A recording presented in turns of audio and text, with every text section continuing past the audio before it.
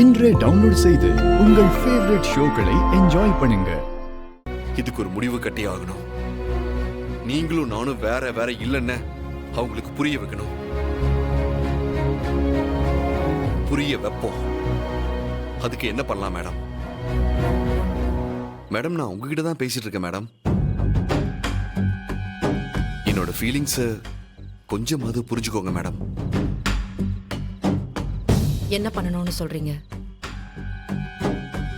என் அப்பா ஜெயிச்சிட கூடாது மேடம். ஆமா மேடம், நாளையில இருந்து நீங்க வீட்டை விட்டு போய் ஓட்டு கேட்க போகாதீங்க. வேணும்னா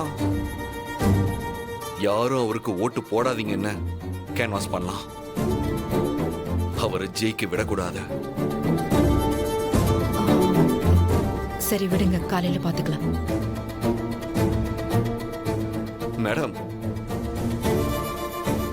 நான் ஒன்னும் குடிச்சிட்டு போதையெல்லாம் உளரல மேடம். நான் ரொம்பவே சீரியஸா மனம் வருந்தி பேசிட்டு இருக்கேன்.